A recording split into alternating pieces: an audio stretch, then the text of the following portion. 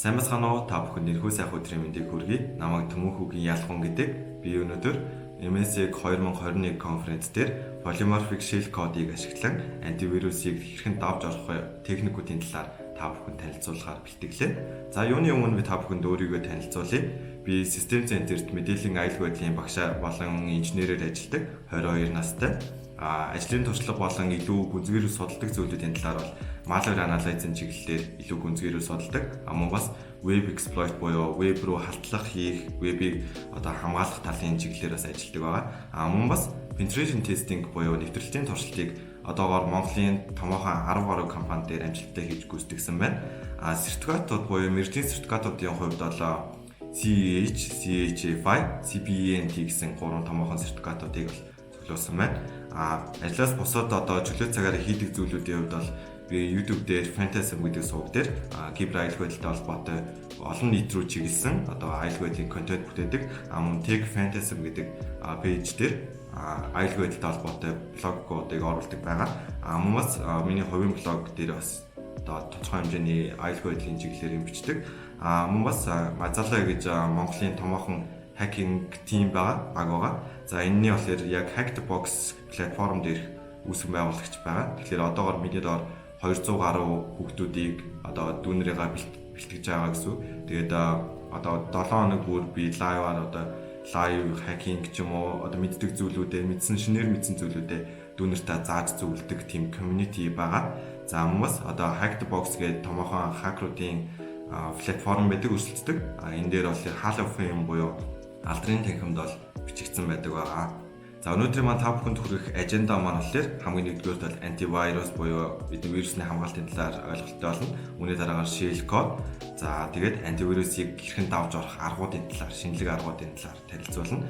Дөрөвдүгээрт нь болохоор demo буюу polymorphic shell code-ыг ашиглан хэрхэн үүсгэх вэ гэдэг үндсэн процессыг та бүхэнд зааж үзүүлэх байгаа. За хамгийн дөрөвд антивирус буюу вирусны эсрэг хамгаалт байгаа. За бид нар бол антивирусыг бол сайн мэддэг. Kaspersky, Sophos, Bitdefender гэх мэтлэн томоохон вендор байгууллагууд байдаг байна. За тэгвэл антивирус маань вирусыг яг ямар зарчмаар илрүүлдэг юм бэ гэдгийг бүгдээрээ үздэцгээе. За үндсэндээ бол 3 төрлөөр ангилдаг. Мэдээж олон төрлөөр бол цаашаа ангилаад явж болдог. За тэгвэл хамгийн нэгдүгээрт бол signature based буюу гарын үсгийн суурилсан аргаар. За энэ маань болохоор тухайн файл юм уу ямар нэгэн файл орж ирлээ гэж бодоход тэрийг тухайн файлыг таних тэмдэг буюу хамгийн дээд хэсэгт нь header хэсэгт нь signature буюу гар үсэг байдаг таних тэмдэг нь тэрүүгээр нь энэ антивирус маань хортой код уу хоргүй код уу гэдгийг таньдаг гэсэн үг. За heuristic analyze гэдэг маань болохоор энэ signature analyze-ыг илүү сайжруулсан хувилбар гэж хэлж болно. Тэгэхээр энэ маань нэмэлтээр юу орж ирсэн бэ гэхээр sandbox буюу тухайн файл маань орж ирлээ гэж бодоход тэрийг нь тусдаа орчин дээр virtualization хийсэн орчин дээр оруулаад тэн дээр нь тест хийж үзээд энэ маань хоргүй код юм байна гэж үзвэл тэрийгээ цааш нь нэвтрүүлнэ. Хортой код гэвэл alert message өгдөг байна. Behavior based гэдэг нь болохоор илүү шин чанар дээр суурилсан буюу AI, machine learning дээр суурилсан шинжлэх технологи байгаа. Энэ маань болохоор яг бүтцэн тодорхойлогдоогүй онлайн database-үүд дээр тавигдаагүй байгаа тийм хортой кодуудыг behavior based analyze маань илрүүлдэг байна. За дараагийнх нь shell code. За shell code гэдэг маань энгийнээр ойлгох бол бүрхүүл код гэж орчуулж болно. За бүрхүүл код нь юун дээр ордог вэ гэхээр ихэвчлэн вирус байлаа гэж бодъё л да тийм. Вирус файл байлаа. Вирусын файлын гадуур shell code гэдэг зүйлийг хийж өгснөөр бүрхүүлтэй буюу илүү танигдахад боломжгүй болох тийм бүтцийг нь хийж өгдөг байна. За shell code-ыг үндсэндээ хоёр ангилдаг. Local болон removed гэсэн хоёр ангилдаг байна. За local shell code-ыг бид нар энгийнээр ойлгоод buffer overflow гэдэг халдлага байдаг шүү дээ. Buffer overflow гэдэг халдлагыг энэ shell code-оор хийх боломжтой. Тэгэхээр local дээр buffer overflow нь яаж орж ирдэг вэ гэхээр тухайн яг энэ хүн шиг орж ирсэн ус маань эргээд асгардаг. Тэгэхээр ямар нэгэн савн дотор ус хийгээд байлаа гэж бодоход тэр маань дүүрээд дахиад ус хийвэл тэр нь асгарч халилт үүсдэг байна. Тэр энийг бол buffer санахуй халилт буюу buffer overflow гэж нэрлэдэг. Buffer overflow маань болохоор яг тухайн локал дээр ажиллаж байгаа тохиолдолд дотоод сүлжээнд маш их хэмжээний нөлөөлөл үзүүлэх эрсдэл учирдаг. Жишээлбэл buffer overflow халдлага хийгдэлтэй гэж бодоход тухайн дотоод сүлжээнд ажиллаж байгаа төхөөрөмжүүд дээр нөлөөлөл үзүүлэх, firmware дээр нь, kernel дээр нь нөлөөлөл үзүүлэх эрсдэлтэй байгаа. Тэгэхээр хэрвээ яг ийм халилт үүссэн тохиолдолд тухайн төхөөрөмж маань одоо яг энгийн ажиллаж байгаагаас арай өөрөөр ажиллаж эхлэх эсвэл бүр зогсох тийм эрсдэл учирдаг байгаад байна. За, remote-оор болохоор бидний хамгийн сайн мэддэг TCP/IP протокол байна. Мөн бас SOCT байна. Тэгэхээр SOCT-оор дамжуулж энэ shell кодыг хуулснаар юу хийж болдог вэ гэхээр би жишээлбэл нэг сүлжээндээ логичдоход өөр сүлжээндээ хэрэглэгчийн одоо датаг нь хулгайлах боломжтой байгаа. За, дараагийнх нь болохоор антивирусын evasion техникүүд буюу антивирусыг давж авах аргууд байна. За, энийг болохоор би та бүхэнд сонирхуулаад 2021 онд буюу хамгийн сүүлд гарсан шинэлэг ийм аргуудыг та бүхэнд танилцуулах гэж байна. За, тэгэхээр үндсэндээ бол би 5 хэсэгт хуваасан байгаа. За, энэчнээс би бүгдийг нь яриул яг энэ хугацаанд бол амжихгүй учраас эхний 3 буюу obfuscation, polymorphism, encryption гэсэн энэ 3 том сэдвийг та бүхэнд дэлгэрэнгүйгээр одоо хийж үзүүлэхээр байна. За, тэгээд үргэлжлүүлээ sandbox detection, process injection гэсэн ийм хоёр ус төрөл байдаг. За, sandbox detection дээр бол янз бүрийн rat буюу remote access trojan вируснууд орж ирдэг. Энэ маань юу гэсэн үг вэ гэхээр sandbox гэдэг маань болохоор илүү сайн талд ажиллаж байгаа. Яг гэвэл энэ вирусыг илрүүлэх талд нь ажилладаг. Тэгвэл хакер талаас буюу халдагч талаасаа энэ sandbox гэдэг зүйлийг тухайн одоо сервер дээр ажиллаж гин үгүй юу гэдгийг илрүүлдэг. Илрүүлснээрээ өөрийгөө нуух боломжийг бүрдүүлдэг гэсэн үг. За, process injection маань тухайн процесс ажиллаж явах үед нь дундаас нь кодыг тарилгаар хийж өгч өөрөөр ажиллах боломж бүрдүүлдэг байгаа даа. За, хамгийн түрүүнд obfuscation гэдгийг бүгдээр үздэсгээ. Тэгэхээр obfuscation-ыг ашиглаж яаж одоо антивирусыг bypass хийх вэ гэдэг талаар бүгдээр үздэсгээ. За, тэгэхээр хамгийн түрүүнд энэ та бүхэнд харж байгаа байх энэ зураг байна. Энэ зурган дээр жишээлбэл хамгийн эхлэл хэсэгт нь юу гарч ирж байгаа вэ гэхээр JavaScript код байгаад байгаа. Function, set text, data гэх мэтлийн код бичсэн байна. Тэгвэл энэ кодыг obfuscation буюу бүдгэрүүлэлтийн аргаар өөрчилбөл яаж өөрчлөгдөх вэ гэхээр доор нь харж байгаа B хэсэг дээр нь function гэснээр яг энэ function дээр нь болохоор set text гэж байсан бол доор нь одоо мэдтгээргүй айгүй хүн уншихад одоо ойлгомжгүй байдлаар бичигдсэн байна. Мөн доор нь одоо shell code маягаар коднууд хуулж өгсөн байна. Тэгээд энэ маань болохоор яг гаралтын үр дүндээ яаж ажиллах вэ гэхээр яг ижлэхэн үр дүн гаргана гэсэн үг. Тэгэхээр энэ харахад бол одоо айгүй төвөгтэй байгаа боловч яг ижлэхэн үр дүн гаргах учраас энэ маань яг ижлэхнээр ажиллана гэсэн үг. За, тэгэхээр бүгдээрээ хамгийн түрүүнд яг 2021 онд юуг ашиглаж илүү obfuscation хийж байгаа юм бэ гэхээр хамгийн түрүүнд PowerShell. Тэгэхээр PowerShell маань болохоор одоо sysadmin-ууд болон ийм хүмүүст маань бол айгүй гоё даваа талыг учруулдаг. Гэхдээ яг хакер талаас нь үзвэл PowerShell-ийг ашиглаж маш их боломжуудыг хийх боломжтой. Одоо хакинг хийх боломжтой гэсэн үг. За, тэгвэл яаж хакинг хийдэг вэ гэхээр хамгийн түрүүнд invoke obfuscation гэдэг шинэ одоо түүх гарч ирсэн байгаа хэрэглүүр. Энэ нь яадаг вэ гэхээр ер нь та бүхэн ороод одоо үзэх боломжтой open source түүх байгаа нээлттэйх юм. Тэгэхээр та бүхэн ийшээ ороод invoke obfuscation-ыг ашиглаад юу хийж болдог вэ гэхээр token-ыг generate хийж болно, string-үүдийг харж болно, encode хийж болно буюу шифрлэж болно гэсэн үг. За, тэгээд launch буюу ажиллуулж болох тийм боломжтой байгаа. Тийм боломжуудтай. Тэгэхээр энэ дээр бол GitHub дээр бэлэн байж байгаа invoke obfuscation гэдэг. За, хэрвээ invoke obfuscation хийвэл ямар давуу талтай байгаа вэ гэхээр энэ дээр жишээлбэл out encoded for. За, for гэдэг encode-ыг та бүхэн мэдж байгаа хэрэг. Одоо ямар нэгэн текст өглөө гэж бодоход тэрийг нь for хийчихвэл маш замбраагүй одоо special character-аар ч юм уу for хийгдчихдэг байна. За, дараагийнх нь binary болгож болно, hex утгатай болгож болно, octal утгатай болгож болно. За, энэ ч хамгийн бидний одоо харж ирсэнээр бол white space гэж хэсэг байна. За, white space гэдэг маань болохоор одоо ийм хоосон цагаан одоо зайнууд байдаг. Тэр энэ зайг ашиглаад бас энэ одоо юг давах боломжтой гэсэн антивирусыг. За, доошлоод үзвэл obfuscated string command гэдэг энэ бас айгүй чухал одоо хэсэг юм байна. За, token command, PowerShell launcher буюу энэ дээр бол одоо shell-ийг ажиллуулах боломжийг бүрдүүлдэг тийм боломж байгаа, feature байгаа даа гэсэн үг. За, эхний одоо obfuscation энэ байна. За, дараагийнх нь болохоор custom obfuscation буюу би өөрөө гараараа энийг өдөртөх боломжтой. Өөрөө одоо би одоо аюулгүй байдлын мэрэгчлэн байлаа гэж бодоход энийг гараараа үүсгэж болдог. За, жишээлбэл хамгийн ихний арга нь болохоор escaping characters буюу энэ дээр би жишээлбэл A гэсэн утгандаа ийм зүгээр URL хийгээд өгсөн. Энэ маань болохоор хортой одоо URL гэсэн үг. Одоо хакер талаас нь бэлтгэсэн гэсэн үг. За, тэгэнгүүт B дээр нь юу гэж оруулж өгөх вэ гэхээр энэ A дээр бичигдсэн зүйлээ өөрчлөөд escaping character буюу зарим нэг character-уудыг өөрчилж байгаа. Жишээлбэл H хэсэг дээр хоёр ийм single quote тавиад өгчөнгүүт энэ маань одоо тухайн firewall ч юм уу антивирусны шийдэл дээр ороод ирэнгүүт нөгөөх нь таньхаа болчдөг гэсэн үг. Энэ маань хортой код байна гэдгийг таньж чадхаа болчдөг гэсэн үг. За тэгэхээр энэ бол scheme characters гэдэг маань ихний арга байгаад байна.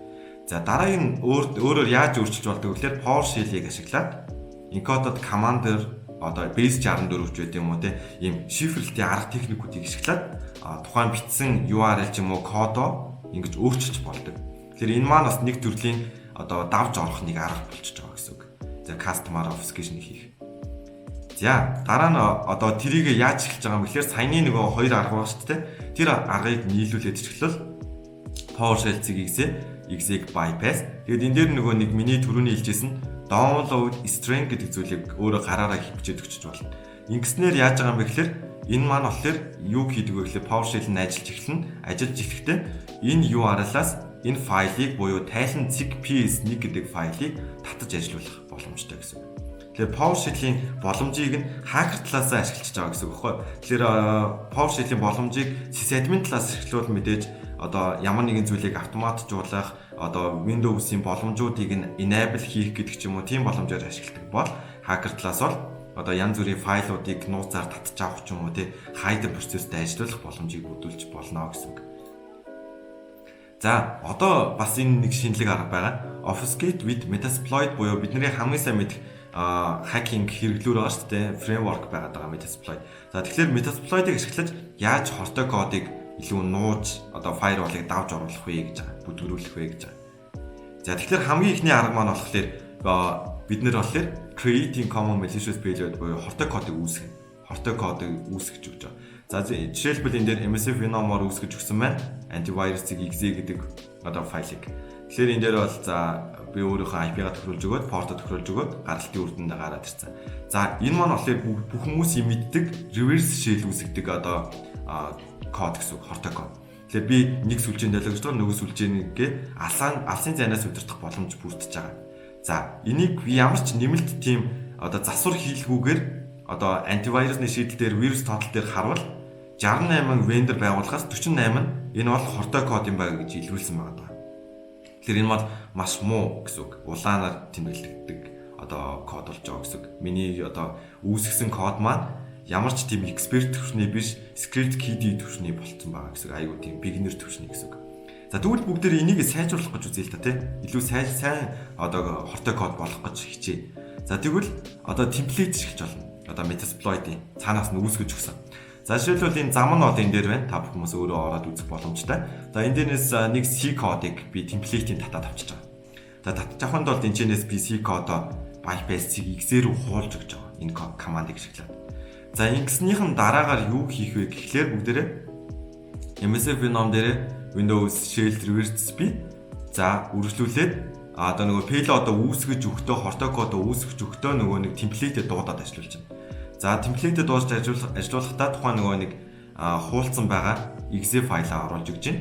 Тэгээд энийг гаралтын үр дүндээ бас exe рүү хуулна гэсэн үг. Тэгэхээр тухайн exe дотроо би ямар одоо мэдээллүүдийг оруулж өгсөн бэ гэхлээр өөрийнх нь буцаж холболт тогтоох IP хаяг буюу миний өөрийн IP хаяг гэсэн үг.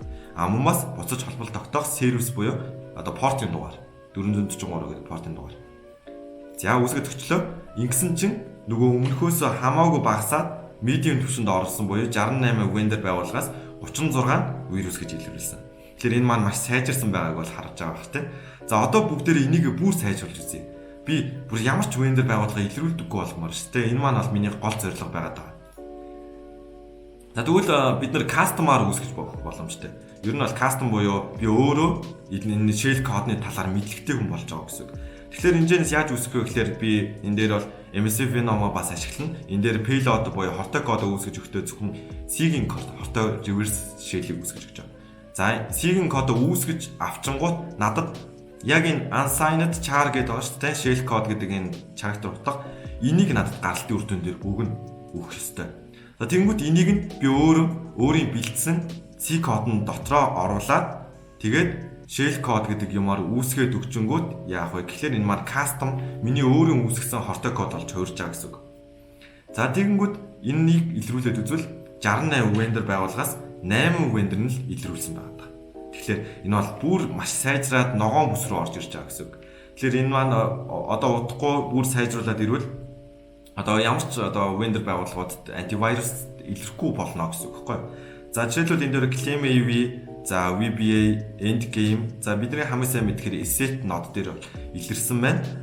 Болон бусад Avast болон энэ бус дээр нь бол илрээгүй байгаа даа. За одоо бүгдээрээ бүр сайжруулж үзье те. Бүр сайжруулж үзье. За тэгвэл X64 binary customer үсгэж байна. Тэгэхээр одоо энэ дээр нөгөө миний яриад байгаа polymorphic shell code буюу одоо нэмэлтээр орж ирж байгаа shell code-ыг оруулж өгөх боломжтой. За жишээлбэл MSF Phenom дээрээ бид нэр энгийнээрээ үүсгээд өгч нь үүн дээрээсээ хасах бие буюу binary-г нэмж өгч болно. Жишээлбэл X00 буюу одоо 0 byte ч юм уу те өөрийн дурын байтуудаа нэмж өгч болдог. За жишээлбэл байта бид жишээлбэл 3 ширхгийн байт нэмээд өгсөн байна. За 3 байт нэмээд мэдээж гаралтын үр дүнд нь код үүснэ. Энэ кодон дээрээ би энэ C кодны include болон Windows H гэдэг ч юм уу те энэ шийдлүүдийг оруулж өгч болно гэсэн үг. Оруулж өгөөд дунд нь кодоо хийж өгөөд ингэснийхэн дараагаар яг гэхээр вирус тоотл дээр сканыг хийж үзэхэд 68 vendor байгууллагаас 3 л илрүүлсэн байна. За тэгэхээр бид нэр хамгийн эцсийн үр дүндээ Metasploit-ийг хэрвээ ашиглах гэж байгаа бол Billion Framework-ыг ашиглах гэж байгаа бол нэмэлтээр binary нэмж өгсөн тохиолдолд илүү тийм polymorphic shell code шиг илүү маш сайн бүтцтэй болж байгаа юм гэсэн. Тэр 3хан vendor байгууллага илрүүлж гин гэдэг маань бусд нь бол бусдыг нь даваад гарцсан гэдгийг ол юу нь бол энэ чиглэлээс харж болж байгаа гэсэн. За одоо дөрөвт нь polymorphic shell code-ыг ашиглаж одоо процессинг хийх вэ? Өөрөөсөө яаж customer үүсгэх вэ гэдэг тийм туршилтыг та бүхэнд үзүүлэх гэж байна. Демог үзүүлэх гэж байна. За тэгэхээр хамгийн түрүүнд бид нэр хамгийн энгийн жишээг бүгдээр авч үзье. Энэ маань болохоор executing bin SH буюу bash shell-ийг үүсгэдэг. Тэгэхээр энэ одоо код маань хортой код маань ажилласан тохиолдолд bash shell-ийг гаралтын үр дүндээ гаргана гэсэн үг. За тэгэхээр энэ маань болохоор та бүхэнд танилцуулсан код маань энэ байна. Shell код нь ийм код дээр ер нь бол анхны source код нь гэсэн үг. Энэ болохоор assembler код. За тэгвэл бүгдээрээ original assembly code буюу хамгийн ямар ч өөрчлөлт ороогүй байгаа assembler кодыг хараад 23 байтын хэмжээтэй байгаа даа. За 23 байтын хэмжээтэй. Тэгээд энэ дээр нь болохоор assembler код нь орж ирж байгаа. За тэгвэл бүгдээрээ polymorphic assembly code болгоод өөрчлөлт оруулж байгаа. Тэгэхээр энэ дээр яагаад өөрчлөлт оруулж байгаа гэхээр зарим нэг хэрэггүй хэсгүүдийг хасаад өчөж байгаа гэсэн үг.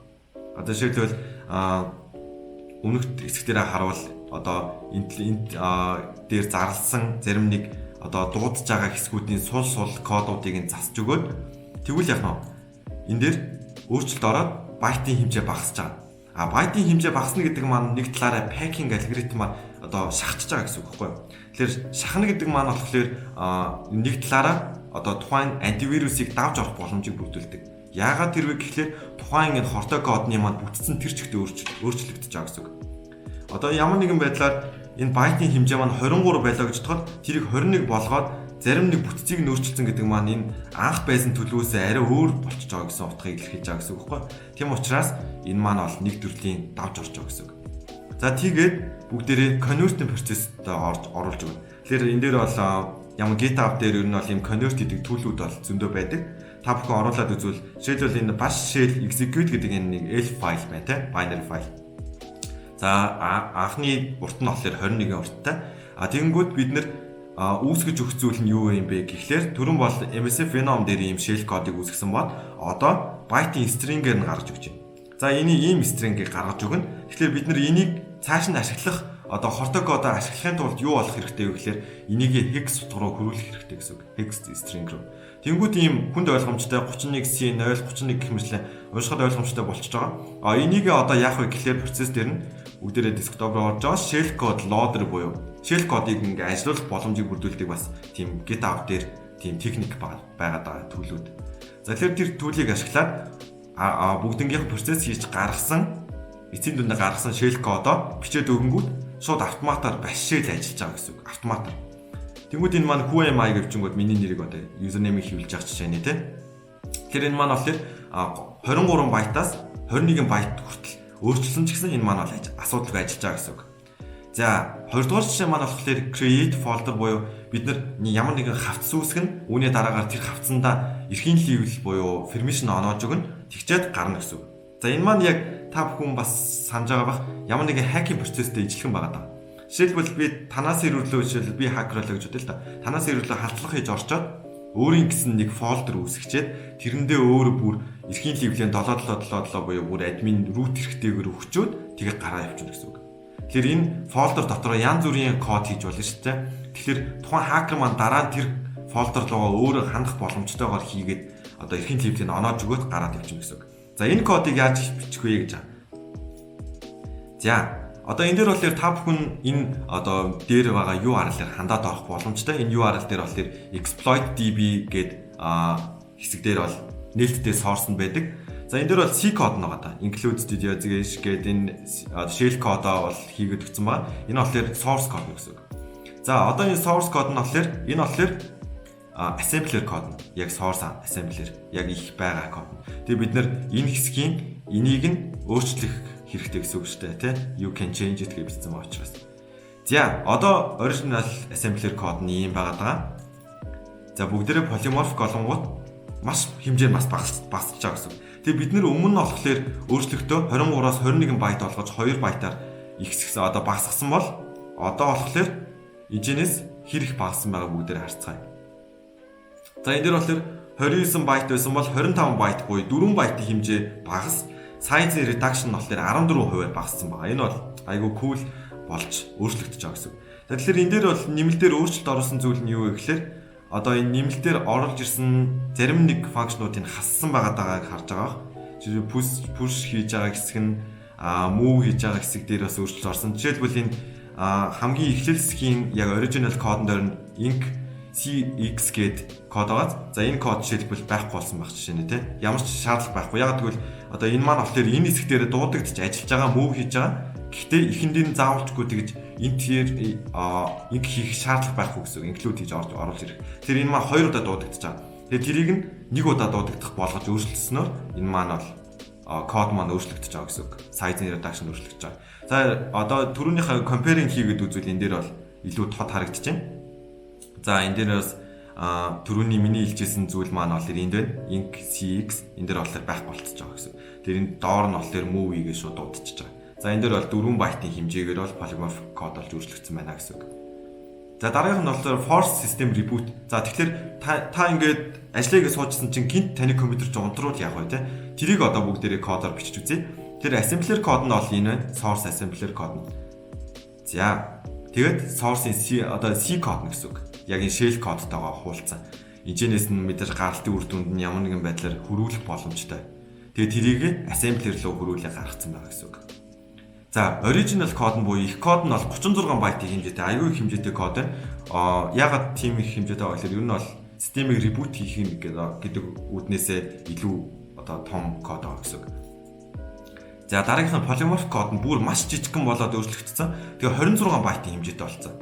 За 26 байтын хэмжээтэй болсон чинь нийтдээ 28% size reduction хийгдсэн байна гэсэн үг.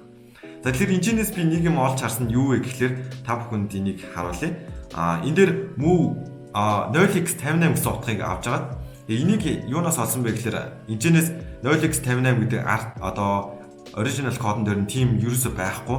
Энийг юугаар орлуулсан бэ гэхээр нөгөө нэг reboot хийж байгаа хэсэг очтой хамгийн их тийм үйлдэл хийж байгаа хэсэг байгаа даа. Одоо энэ одоо assembler кодон дээр. Тэнгүү тэрийг нь яаж ингэж ганцхан 0x58-аар одоо хэрэгжүүлсэн бэ гэхээр энэ дээр Linux-ийн syscall table гэж байгаа. Системийг дууддаг функцнийг шууд одоо харж болдог тийм хүснэгтүүд гэсэн үг. За энэ хүснэгтээс нь би ингээд ороод харлаа та. Тэнгүүд reboot гэдэг одоо command энэ үйлдэлийг хийхэд ямар код хийдэм бэ гэдгийг kernel-ийн кодыг шалгаж үзсэн. Ингээд бол жишээлбэл kernel-ийн кодыг шалгаж үзэхэд маш олон кодууд бас байсан л да. Яг ийм одоо сангуудыг дуудаад ингэж ажилтгаа гэх. Тэнгүүд энэ маань бол надад хараахан яг зөв санагдаагүй. Ягаад гэвэл маш их санг дуудаж байгаа гэдэг маань илүү удаан ажиллана. Удаан ажиллана гэдэг маань их хэмжээтэй болно гэсэн үг. За тэгэхээр энийг сайжруулсан хэлбэр нь юу байсан бэ гэхлээр хайжгаад 88 дугаар хэсэг дээр reboot тэгээд 0x58 дээр дуудвал Rax-ийн дуудвал энэ маань болохоор шууд reboot хийх одоо функцны бүгдэнд нь тэр чигт нь орлох боломжтой гэсэн үг. Тэр энийг нь орсноор тухайн нөгөө нэг энэ миний яг гол зорилго маань болохоор одоо байтын хэмжээг нь багасгах, илүү хурдан болгох гэх мэтлэн тиймэрхүү одоо зорилготой байгаа шүү дээ. Багасгангууд мэдээж антивирус маань намайг илрүүлж чадахгүй болно гэх мэтлэн тийм зорилготой байгаа. Тэгэхээр тэрийг хэрэгжүүлэх боломжийг надад бүрдүүлж өгч байгаа гэсэн 0x58 гэдэг утга маань. За тэгээд та бүхэн нэмж хэлэх зүйл нь юу гэхээр энэ болохоор саяны болохоор Linux-ийн системийн call-ын тайвал байгаа. Одоо энэ маань болохоор Windows-ийн syscall тайвал байгаа. Тэгээд энэ маань болохоор GitHub дээр одоо нээлттэй ихээр байрсан байдаг. Joru гэдэг энэ залуугийн одоо яг хийсэн тийм open source төсөл байгаад байгаа. За жишээлбэл сая болохоор бүгдээрээ Linux дээр ингээд туршилтаа хийж үзлээ шүү дээ тий. Тэнгүүд одоо Windows буюу хүмүүсийн маш ихээр ашигладаг үеийн системээр системийн call хийж дуудаад reboot хийх ч юм уу тий. Reboot хийхээс бусад ийм одоо системийн call хийж өөрчлөх боломжтой тийм зүйлүүдийг хийх боломж бүрдэж байгаа гэсэн үг. Тэр энэ маань болохоор Windows XP 2003, Vista 2008, 7, 12, 8, 10 гэх мэтлээ бүгдэн дээр нь одоо ажиллах боломжтой системийн call-уудыг харах боломжтой. Жишээлбэл би бол show all гэдэг дараад бүгдийг нь ингээд сортлоод харсан байна. Тэгэхээр та бүхэн энэчнээс сонгоод Windows одоо жишээлбэл 10 дээр ч юм уу тий системийн call-ыг нь яг алийг нь дуудтыг. Тэгвэл тэрийг reboot хийдэг одоо хэсгийг аваад кодон дээр өөрчлөлт хийгээд shell код руу хөрвүүлээ, shell кодоо буцаагаад assembler болгоод ч юм уу тий. Тэгээд нэмэлтээр бас obfuscation хийж болно, эсвэл crypter буюу одоо base 64 янз бүрийн юмар хөрвүүлж болно, нэмэлтээр тэрийг PowerShell руу оруулаад script болгож болно гэх мэтлээ. Иймэрхүү айгу боломжууд байгаад байгаа шүү. За тэгээд би өөрийнхөө саяны ашигласан зүйлүүдийн reference буюу яг энэ лавлах та бүхэн орж үзэж болохоор зүйлүүдийг ингээд URL-аар нь оруулаад өгсөн байгаа. За тэгээд анхаарал хандуулсанд баярлалаа. Тэгээд одоо та бүхэнд асуулт хариулт байвал асуултанд хариулахад чөлөөтэй байгаа шүү. За тэгээд баярлалаа.